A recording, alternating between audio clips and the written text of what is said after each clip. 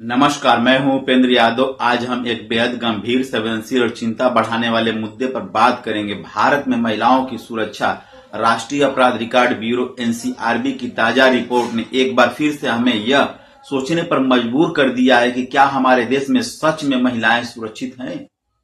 2023 के आंकड़े बताते हैं कि देश में महिलाओं के खिलाफ कुल 4,48,211 अपराध दर्ज किए गए। यह संख्या 2022 से भी अधिक है और यह बढ़ती चिंता की सीधी तस्वीर है। सबसे ज्यादा अपराध अगर किसी राज्य में दर्ज हुए हैं तो उत्तर प्रदेश, जहां 66,381 मामले सामने आए, यानी पूरे देश में हर छठा अपराध उत्तर प्रदेश से रिपोर्ट हुआ है, दर्ज हुआ है। इसके बाद महाराष्ट्र में 47,101, राजस्थान में 45,450, पश्चिम बंगाल में 34,691 और मध्य प्रदेश में 32,342 मामले दर्ज हुए। देश की राजधानी लेकिन महिलाओं के लिए सबसे असुरक्षित महानगर दिल्ली।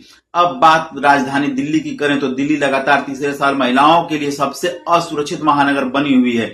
यहाँ 2023 में 13,366 अपराध दर्ज किए गए, जिनमें शामिल है बलात्कार के 1,088 मामले, छेड़छाड़, दहेज, हत्या, घरेलू हिंसा और यौन उत्पीड़न के केस। सवाल ये उठता है कि जब राजधानी ही सुरक्षित नहीं है तो बाकी देश से क्या उम्मीद करें। एनसीआरबी की रिपोर्ट ये भी बताती है कि महिलाओं पर होने वाले अपराध अब केवल फिजिकल नहीं रह गए हैं, अब इसमें डिजिटल अपराधों की तेजी बढ़त देखी जा रही है। बलात्कार के 29,670 मामले, महिलाओं की गरिमा को ठेस पहुंचाने वाला अपराध 83,891 मामले, दहेज हत्या 6,156 मामले, अपहरण और अपहरण के 88,605 केस। और चिंता की बात यह है कि भारतीय दंड संहिता धारा 498 पति और रिश्तेदारों द्वारा क्रूरता के तहत 1,33,000 से ज्यादा केस दर्ज हुए हैं, यानी घरेलू हिंसा के विवाह के भीतर भी हो रही कोई भी कमी नहीं आई। यह सब बताने के लिए काफी नहीं है कि एक महिला न सड़क पर सुरक्षित है और न ही अपने घर में। पास्को के आंकड़े बच्चों की सुरक्षा पर भी सवाल। महिलाओं के साथ साथ बच्चियां भी इस अपराध चक्र का शिकार हो रही हैं। पास्को अधिनियम के तहत मामले दर्ज मामलों पर एक नजर डालते हैं।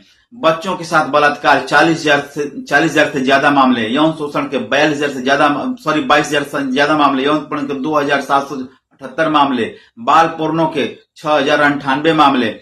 यह आंकड़े समाज के उस हिस्से को भी बेनकाब करते हैं जो मासूमों तक को नहीं बकसता। 2023 में साइबर अपराध में 31% की वृद्धि देखी गई। कुल 46,420 साइबर अपराध दर्ज किए गए, जिनमें से 59,526 मामले सिर्फ धोखाधड़ी से जुड़े हुए हैं।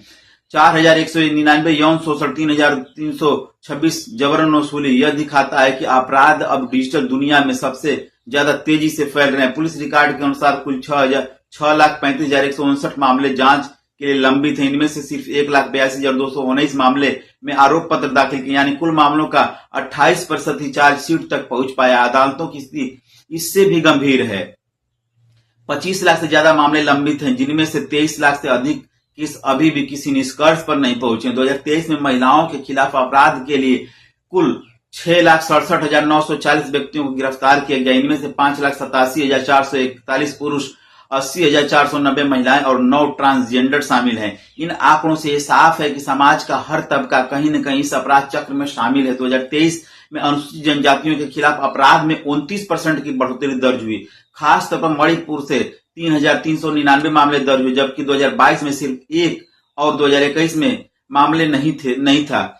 यह साफ संकेत है कि राजनीतिक और सामाजिक अस्थिरता का असर महिलाओं और आदिवासियों पर बुरी तरह से पड़ा हुआ है।